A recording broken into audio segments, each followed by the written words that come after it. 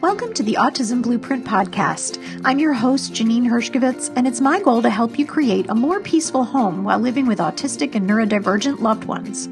Each episode, we focus on a different room in the house and help you create a peace plan for your home. So let's get started. Hey friends, thanks for joining me today. I have on the podcast today my friend and colleague, Katherine Scott. She is a licensed marriage and family therapist here in my practice in North Florida. And we are going to be talking about a subject near and dear to my heart, which is neurodivergent relationships, where one person in the relationship is neurodivergent and the other may or may not be. And we're going to be discussing how to handle conflict in those relationships and some of the challenges that we see. So be sure to also check out our YouTube channel. I'm going to link to that in the show notes as well, in case you want to watch us instead of just listen. And if you are watching us on YouTube, please hit the subscribe button so that you can get updated on our latest episodes. So without further ado, here's Katherine. Well, Katherine Scott, welcome back to the Autism Blueprint podcast. How are you doing? I am peachy. How are you? I'm good, thanks. It's great to have you back. And today we are going to talk about neurodivergent couplehood. So this has quickly become, working with neurodivergent couples has become one of our specialty areas at our practice. And so we thought we'd take a little time to talk about it. In your experience, Kat, let's start with, what is the definition of a neurodivergent couple?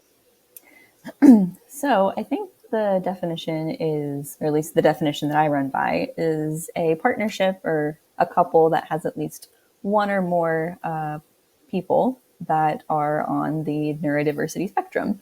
So that can be ADHD, nonverbal learning disability, autism, other learning challenges, some sensory processing disorder-y stuff. Really, it's just folks who identify as neurospicy, and they get together with somebody who's either neurotypical or neurospicy themselves.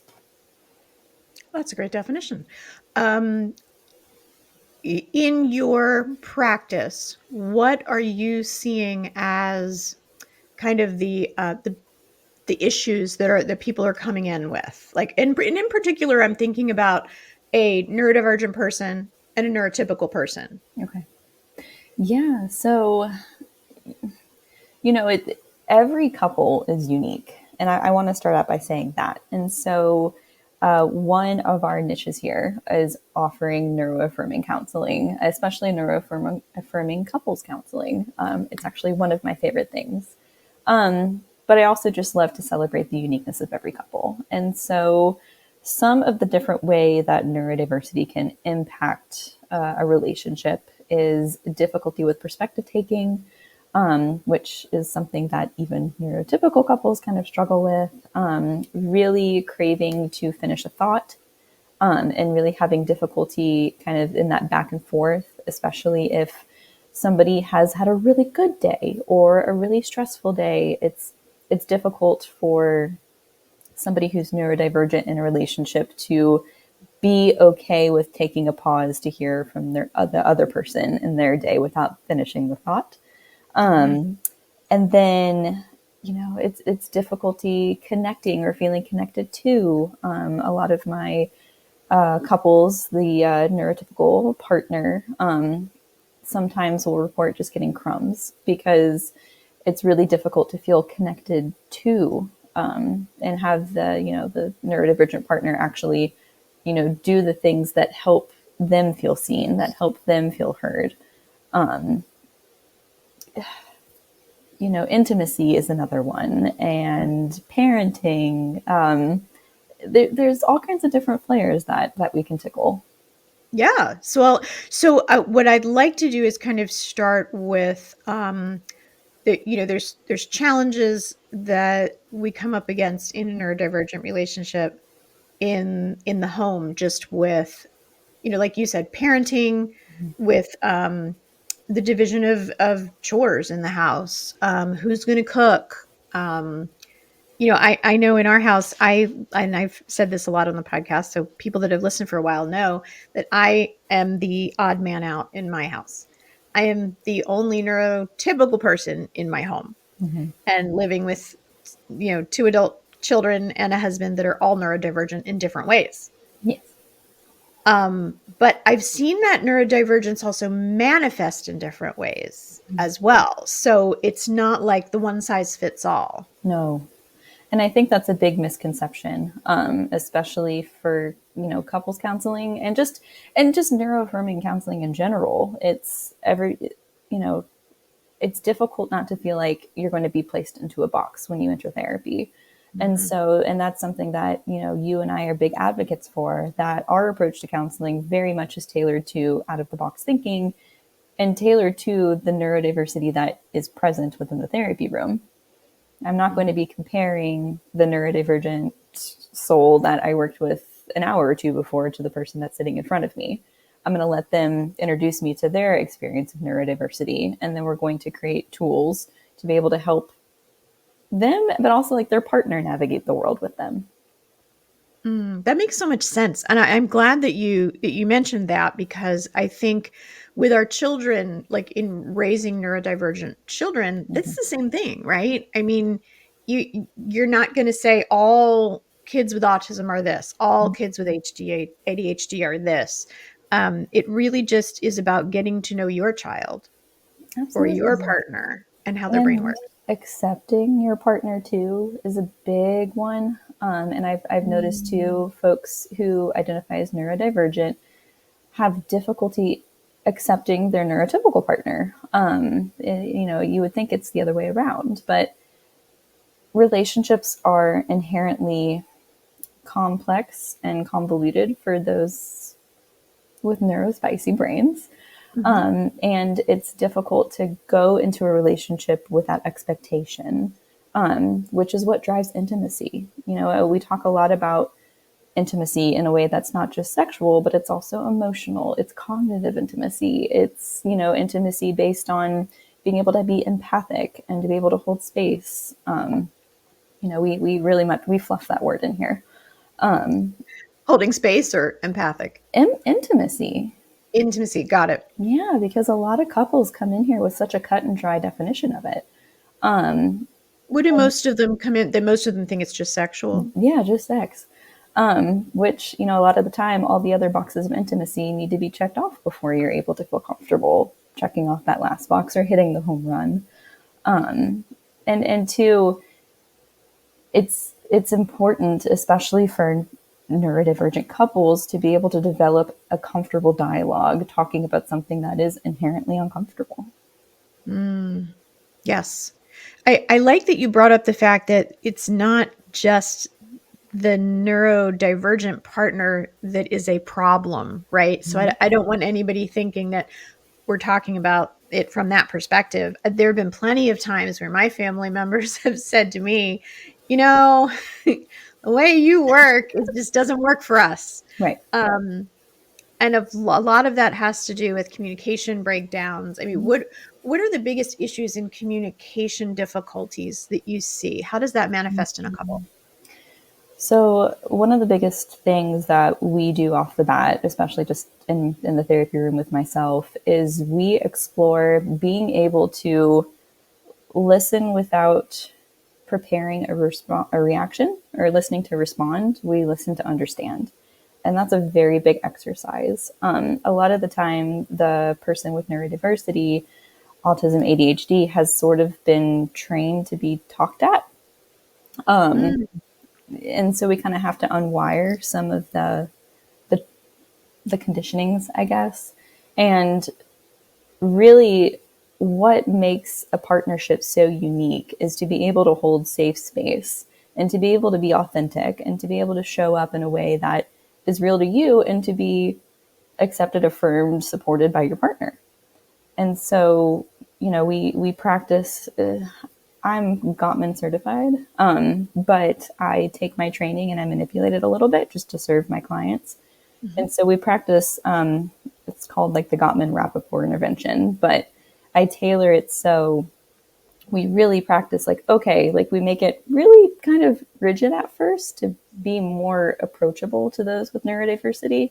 And we take turns and we practice, and I help with scripts, but I also help with scripts for the neurotypical person too, because we get into such a habit of just listening to react, listening to respond. I always tell folks, can you listen with the intent of saying, what is this versus what the hell is this? Oh, wow. That's good advice. Mm-hmm. Because one is a listening stance, Mm-hmm. like a receiving stance. What is this? Curiosity. Yeah. I can definitely say, and I know that my husband would agree. Um, there are times where we're trying to have a conversation and I get interrupted and I get interrupted and I get interrupted. And for a while I was like, well, maybe I'm talking too much. Mm-hmm. But when he explained it to me, he said, and my daughter was the same way. They both say, if I don't say what I need to say right now, I'm going to forget what I need to say. Mm-hmm. How do you handle that? Sure. So we demystify a timeout, that timeout signal, and so it's really important. It's such a good skill too to be able to, authentically communicate. I can't talk today.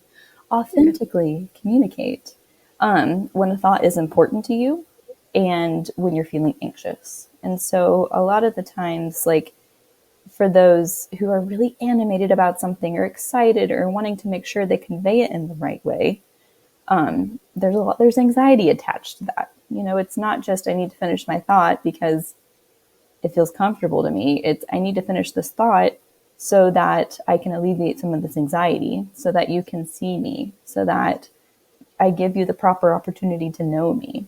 There's a lot more that goes into that urgency. And so sometimes it's helpful for the couple to have a notepad. And if you have a thought that comes up, jot it down or make a star and be able to kind of say, time out, pause, let me write it down, so that they can still hold the thought, but you can hold your thought as well. And then you're like, okay, cool. And then you can wrap back around. Yeah, I wonder, like a lot of times that conversations will be conducive to that, right? So like if I'm going to sit down with my husband and we're going to discuss something, I would make sure I have a notepad. But if it's like it's a text or if it's a phone call or if it's a, on the fly kind of, I have a question and um those are the times I think when we're not prepared. Does that make sense? Like there are times there Yeah, are things we can talk about that we need to be prepared for, and there are things that we can talk about when we're just not prepared at all. Does that make sense? absolutely. And I think that's when you reintroduce grace into your relationship. Mm, And so I think at the beginning of any relationship, grace is the like upfront thing, because you want to make a good impression. You want the good impression to be received. Grace is paramount. But the older that a relationship gets, the more grace dwindles, because you are in your habits, you are in your trenches. yeah. And so it's important to reintroduce this and give each other the opportunity to practice, right? And so if somebody's animated and it's like, wait a minute, I need to get a thought in, it's okay for the other to lose their train of thinking. And it's okay for the other one to say, totally fine. I really appreciate you, holding space for me to interject. And, I will pick it back up. And so we're never properly prepared really for any conversation because we can't read the other one's mind. And so Right. it's rewriting expectations of one another in relationship too. Yeah, that makes a lot of sense.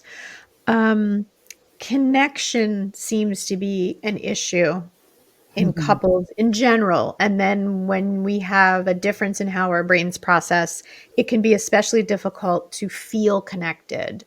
Um, how do you help couples with that? And what's getting in the way? Sure. So I find too that couples that have two neurodivergent partners actually have a higher success rate of connecting. Um, Only Mm, like a lot of the time because like they kind of understand each other's wiring, and so they're able to kind of speak this language and hold this respect and space for one, for them to attend to their other interests, and two, to prioritize attending to the interests that are shared. But when we add in a neurotypical partner into like a neurodiversity partner, there's a lot of unspoken stuff that happens throughout the day. And that's usually where connection gets lost, is when there's a lack of communication. And so, for example, a lot of the time I have my neurotypical partners being like, well, they should just know. They should just know me. They should just know this. Like, they've been with me long enough. Like, shouldn't they just get it? The short answer is absolutely not. Because again, mind reading is hardly successful in neurotypical relationships, but within neurodiversity, mind reading feels disrespectful. And so, really, it's your partner trying really hard to respect you. It's just coming across as aloof, uncaring, or distracted.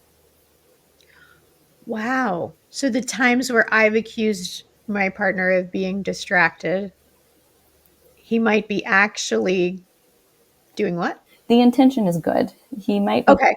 respect you and trying to respect your autonomy and your space, and also trusting that if you crave something, if you need something, you're going to vocalize it.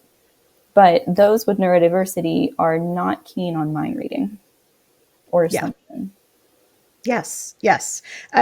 Definitely particularly the autistic adults that I work with that are in marriages will say, I don't understand why my partner can't just be as direct with me as I am with them. Mm-hmm.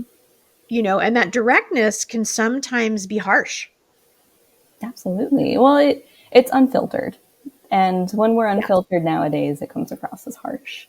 And so, and it's okay to give your partner feedback too. Like if they say something that's blunt or unfiltered or without deep thought, it's okay to say, "Oof, I don't know if I took that the way that you wanted me to. Can you talk more about that?" Mm, It's okay to call attention to language for those who identify as autistic or ADHD. It's okay to say, you know what, that language didn't feel good. Can you try again? yeah. Yeah. I like that. I think a lot of it is learning new scripts in rather than saying, the unfiltered whatever's coming to mind, Yeah, getting just, frustrated with each other. it's learning new scripts and it's healing resentment. I see a lot of resentment being one of the challenges within neurodivergent couples, because sometimes the neurodivergence doesn't really come to light until later on in the relationship. The relationship could have been started, and then 10 years down the line, you learn that one of your partners is autistic, or you learn that one of your partners has a sensory processing disorder. You learn something about them, but it's difficult to or let go of the resentment that's built up over the years. Yes, yes, especially if you've been with somebody for a long time and been struggling with these things. We have a lot of couples that come in and will say, we've been struggling with this for so long. And now that I've found out my partner is neurodivergent, it explains a lot. It explains a lot, but it's difficult to forgive a lot. And forgiveness is one of those trigger words in here, because it's the essence of forgiveness. We think of forgiveness as something as like you're forgiven, so you're let off the hook. Mhm. But we rewrite forgiveness in here, and we make it work and feel authentic to each partner. And so there's a whole lot of dialogue and compromise that happens in a couples therapy room, especially within neurodiversity. But also, it's important to learn how to be your partner's advocate in both ways. It's important for the neurodivergent partner to become the neurotypical partner's advocate, and vice versa. Mhm. Yes, yes, and I can definitely say that in personally in my relationship with my husband, we've had to learn exactly how to do that. Mm-hmm. How to be each other's advocate. And sometimes it's not what you think it should be. It's checking in with that other person and saying, how can I best support you in this? Absolutely. Can you give us an example? Can I? Turning the Oh, tables on you. yeah, absolutely. Um, I can't think of anything off the top of my head. Yeah, I probably can. I mean, I think we had a discussion one time between me, my husband, and my daughter who's living with us, and she's in her mid-20s, and we're trying to plan like dinners for the week. Or I'd come home and there were no groceries in the house, and so I'm like, hey guys, like, could you guys take this over? Mm-hmm. And I I didn't necessarily make it clear what way I needed them to take it over, Mm-hmm. right? And so I just assumed when I said, "Can you take this over?" that meant the next day when I came home from work, there'd be groceries in the house, right? I Sure. mean, I don't know. It's an assumption on my part, but I thought, okay, cupboard's bare. Here's the credit card you use. Take care of it. Mm-hmm. Between you, the two of you, you can figure this out. Um, and the next day I came home and there's no groceries in the house. Mm-hmm. So I I will tend to overreact. I'll admit it. I come from a long line of overreactors. And so because I had the expectation that, oh, okay, we're clear and you know what I need, um, and I come home to no groceries, then I'm like, what did you guys do all day? Mm. Which only puts people on the defensive when you say that, right? Absolutely. So not great for me to come in unfiltered to that. And Unsuccessful. started causing a bit of a scuffle because my husband was just like, well, I did this and this and this, and Mm-hmm. and my daughter's like, well, mom, he was really busy today, and Mm-hmm. so I kind of had to. Here's what I had to do: self-regulate, right? Mm-hmm. I had to. I'm like, let me go have some time, get changed, have Reoxygenate. some, yeah, reoxygenate, get the day off, and play with my puppy. And then I went back to them and apologize. We're big in our house. We've become good at when we mess up, we apologize, Mm-hmm. whether it's the adults or the kids. Sure. Kids. um, and once I explained what I kind of expected, um, it's sometimes strange to get that look like, oh, really? Is that what we were supposed to do? So I have to. I know you love that look. Yeah, it's one of those. Oh, okay, we didn't catch that. Um, so then I just kind of say, sorry for my reaction. Mm-hmm. That was my expectation. Can we come up with like a plan for the future for when this happens? And there's something about the word plan that Mm-hmm. my family is very allergic to. So, It's so pressure. that is It's a challenge. expectation. But you know what? There are things that trigger me as well, Sure. that they will say. So we have had to navigate that in a way that I think is different from a lot of other families that don't have neurodiversity Absolutely. And because of understanding. yeah, and I really appreciate that sharing and that recount because I think it illustrates so many good intentions everywhere, Mm, but just such different perspectives and different approaches and different experiences. And yeah. so, it's sounds like you guys are really good at wrapping back around with some grace to be like, oops, let's rehash this, let's reapproach this. But that is such a learned and trial and error habit Oh to yeah. to implement. 100%. We didn't grow up in families that modeled that. I mean, I don't think anybody really did, unless No, you grew up with a therapist. even then, Even then, right. Right. Because I'm sure if my daughter listens to this, which she won't, but if she did, Stephanie, you're called out, man. yeah, um, she would definitely call me out on that. Um, okay, so as far as connection, Mm-hmm. what are the things in a relationship that help us feel connected to each other?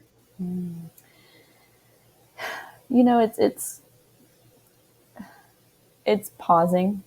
If I really have to sum it up into one word, it is reminding yourself to pause and to create room for your partner, whether Mm, that be through play, whether that be through, pausing and recounting your day, whether that be through helping them pack their favorite lunch on Wednesdays. Like it's really the little stuff that adds up. You never really have to be grandiose or large in your efforts to connect. And I think that's such the misconstrued thought of it is that, oh, she wants flowers every week and she wants to be doted on and he wants dinner made every night. Like, that's not real life, nor does it have to be. And so connecting is really being upfront and direct with yourself of what are your needs and wants in a relationship. And it's literally sitting down with your neurodivergent partner and being like, hey, I'm going to be really direct with you for a moment about my needs and my wants. Are you ready?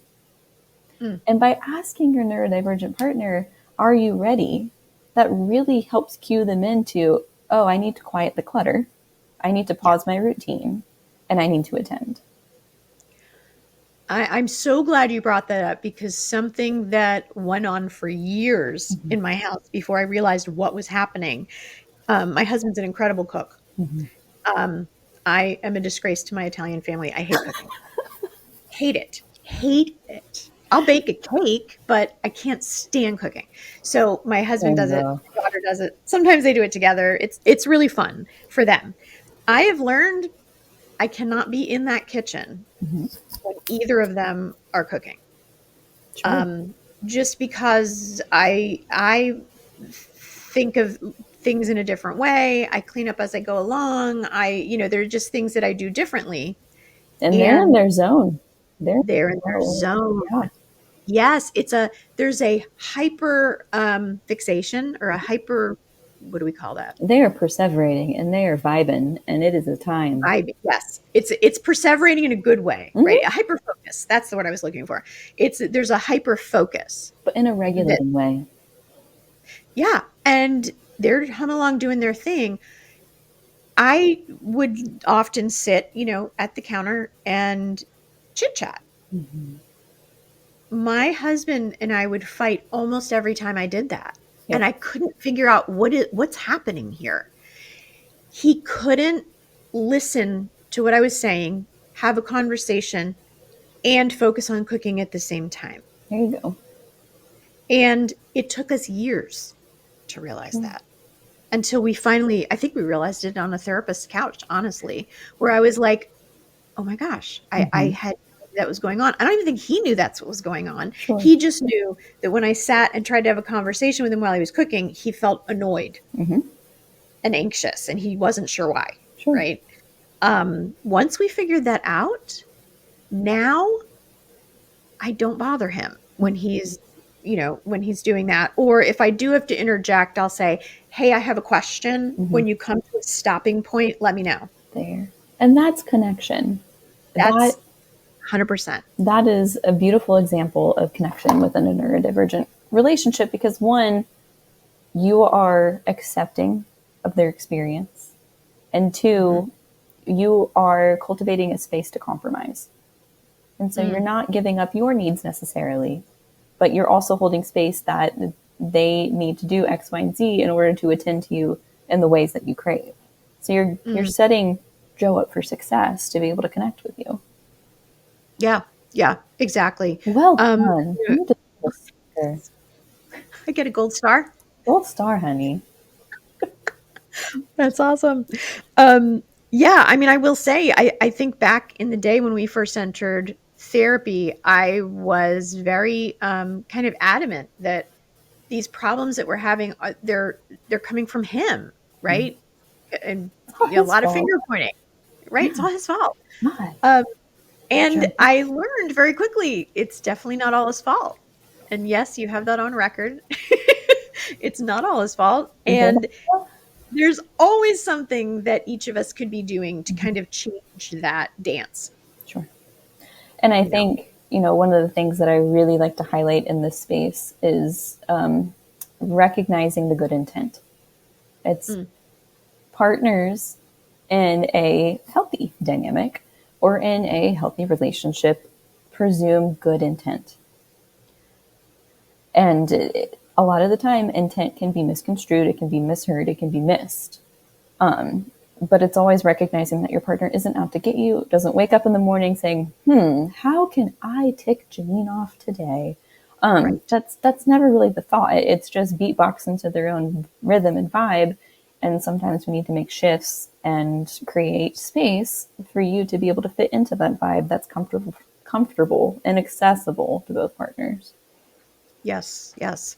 Um, are there things that you recommend that couples take out of their vocabulary when they're talking to each other? Regular, like all couples, or just Well, neurodivergent couples? let's just stick with neurodivergent couples in particular, because I'm I take out the yous. You do this, you do that, you never do this, you never do that. yes. People who are neurodivergent are so used to being on the attack, or at least to, like being on the receiving end of attack. They're so used to being told what they lack, what their weakness is, what they can't do. Like they're always being slapped in the face with a box that they don't fit into. And so when we use triggering language like you, that can just make any sort of communication dissolve, because now they're dysregulated, now they're hyper aroused, now their fight or flight is triggered, and it's going to take them a hot minute to re-regulate again. So really taking out the use and replacing it with, this behavior didn't feel good, this action didn't feel great, when this word was used it made me, so like turning it back around to your experience will help you better be heard. Yeah. I'm trying to think too. It's, and I think something powerful for somebody who's neurotypical in a relationship with somebody who's neurodiverse to learn is to always hold space for both sides, both perspectives, and dialogue. If it becomes one side heavy, then the unbalance will become the focal point. Yes, 100%. And, I'm going to use myself as an example again, because I'm happy to say these are the mistakes I've made. When our son was first diagnosed with autism, um, I hit the ground running. Sure. I was like, I What think I mama cried bears for like do. a day, and then I was like, okay, here's what we're doing. And my husband was just frozen. He was just like in this freeze state of disbelief, right? And so I've always attributed that to us grieving in different ways, which is true. But I think the neurodiversity and the differences in how our brain process things really came into play there, because I will tend to be more of a take charge, obsessive compulsive type brain. And in doing that, my husband was kind of like, all right, yeah, you take it and run with it, until he had an opinion. And then I was like, wait a minute, wait, where's this opinion coming from? Sure. This is the road we're on. Yeah. And he was like, yeah, but I have ideas. And I was just like, go take your ideas and put them in a Or sack, go buddy. kick rocks, actually. Yeah. Cause I was like, there's no room for your ideas here. It's my son's father. Like that's, it's just such an awful thing. And we have since worked through that. And believe me, I've apologized a lot for that. But I did that for years and almost destroyed this relationship. And And yeah, and I appreciate you sharing that, because that yeah. experience is so thematic, Mhm. especially in the grief process. And so I know a lot of times marriages and relationships hit points of grief. Like there are, in long-term relationships, we're going to face grief in some sort of capacity. And the capacity that you and Joe faced grief was very unique and gutting. But Mhm. I think when you both faced grief, you faced it in the strengths that you have, and your strength is executive functioning. You will function all day long, because that means you don't have to feel it. His his Thanks, Kat. strength is, yeah, I'm just calling you out subtly. His strength though is creative, and it's Yes. emotive, and it's feeling, and it's, that grief is really sticky, and so Mhm. it's also very difficult to find language for something that you've never had to describe before, especially within a neurodivergent lens. Language is not easy to convey all the time. Mhm. And the complexities that come with relationships and love. I mean, I can't even tell you how many conversations I've had around like what is love within a neurodivergent lens, because it's so intangible, but you feel it so deeply, and it's so confusing. So Yes. grief falls within that lens too. And it can be so dividing Because neurotypical, it's, oh, I've got this typical rendition of love. I've got this typical rendition of grief. But with people who experience the world through a neurodivergent lens, it's so much stickier and it's so much harder to sit in and to express. And so that's where a lot of disconnection can come from too.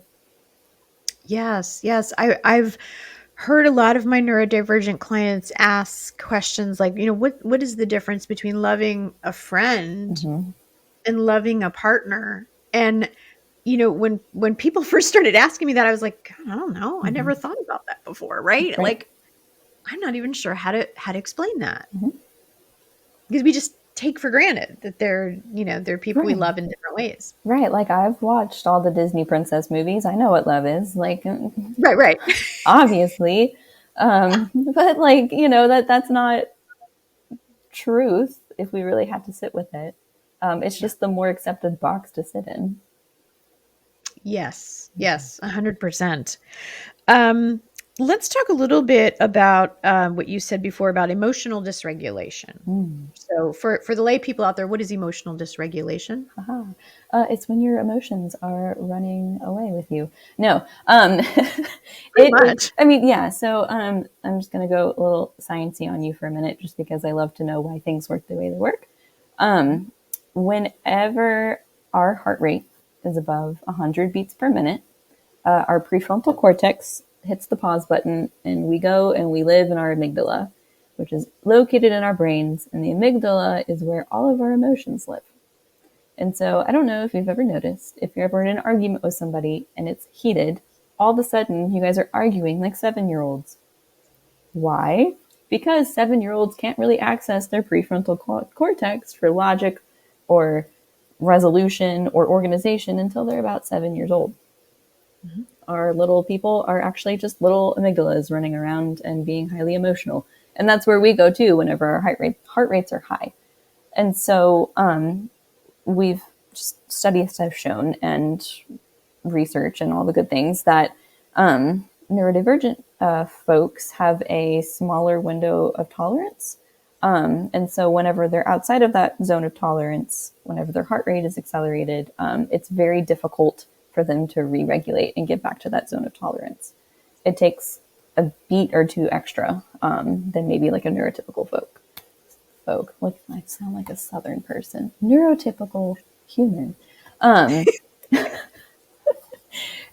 so it's really, that's emotional regulation stuff. So yeah, whenever your heart rate is elevated and you can't really access the logical parts of your brain, like that is also you just being a human. And so it's really important for couples to really become aware and in tune to their own responses to emotions as well. Yeah. Yeah. 100%. Because if we're not in tune with them, then we can't do anything about regulating.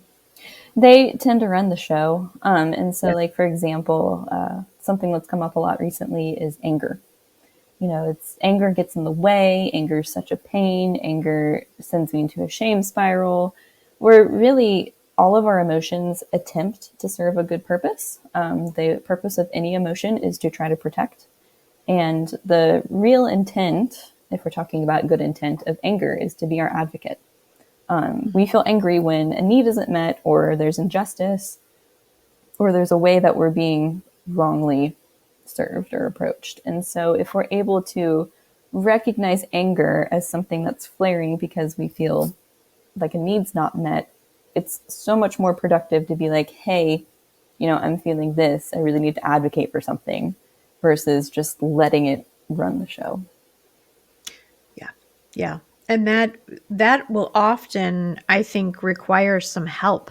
Oh, practice. Lots and lots of practice. And it's a lot of kind of calling each other out gently too. Like, it's okay to, Mm-hmm. again, I normalize the timeout signal, because Mm-hmm. sometimes when somebody who's neurodivergent is overwhelmed or is emotionally dysregulated, they lose their voice.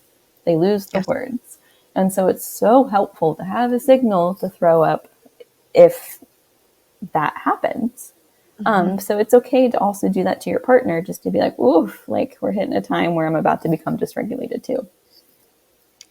Yes. And then, I also kind of want to address that dysregulation in neurodivergent people can look like meltdowns Mhm. and it can look like shutdowns. Absolutely. Because it is.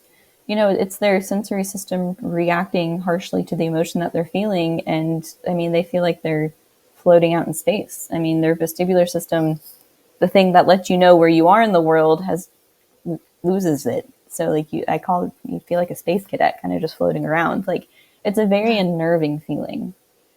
And Mm. so that's why, shutdowns happen and meltdowns happen. It's our system trying to reboot and get back to a point where we can function. Yeah. What do you recommend that couples do if one is shutting down or melting down? And that might be two different answers. It's really important to do your own work in those moments to be able to convey to your partner, hey, here are my warning signs. Here are my signals. It's so much easier to stave off, I don't know that's the right word, to distract from a full blown meltdown if you're able to recognize the signs. Okay. And even if a meltdown happens, it's pivoting and recognizing the priority. If a meltdown happens or a shutdown happens, there's absolutely nothing productive that's going to be accomplished in that moment, Yeah. except for reestablishing safety. That needs to Mm. become the priority of that moment. Whatever the heck you were talking about or arguing about or fussing about is tabled. Because in that moment, there's an element of safety that needs to be reestablished. Yes. And by safety, you don't mean someone's going to hurt the other person. No, no, it's more of that emotional safety. It's more of that competency safety. It's Mhm. more of that autonomy safety. It's really just helping the other person regain their voice, their composure, and their abilities to function in a way that helps them feel successful. Yes. What do you have any suggestions as far as ways that we can help someone feel safer in those moments? I think it really starts with a good conversation of, hey, I recognize that in these moments they're just really uncomfortable for you, or you seem like they seem so painful. Could you give me insight into your world? I love that statement. Tell me what it's like to be you. what Mm. what comes first, and then what happens, and then be the investigator. That's intimacy. Mm. If you're able to hold that intimate space of like, hey, like, if you were to be vulnerable with me, what's it like to be you in those moments? That's helpful for your partner to access empathy Mhm. versus other forms of judgment. Yes. Yes. I think that's important. And I think it's important. I just want to clarify that conversation needs to happen before a meltdown or a Oh, shutdown. during a very calm period, please. Yes. Um, yeah, that Yes. don't really try to talk or have meaningful conversation during a shutdown or a meltdown. And a Right. little trick that I've learned is that if a shutdown or a meltdown is helping, sometimes, again, check with your partner, but sometimes it can be helpful for you to just verbalize what you're thinking. So, for example, let's say, Janine, you are my neurodivergent partner and you are having a shutdown moment. So I'm sitting with you with all of our sensory tools. Lights are lowered. You've got your weighted turtle on your lap. You're chewing some sour gum, and I'm starting to tell you about a story about my hamster and how I had a hamster one day, and how this hamster, she had lived a lot of lives. She had gotten out. I found her under a bush. Like she was salty at the end of her life, and my friend, she reached her hand in one day to pick up the hamster and it locked onto her finger. And she launched this hamster right across the living room and it hit the wall and it was hilariously upsetting and it lived. And again, I'm just telling you random things that have nothing to do with the moment, but I'm helping you change the channel.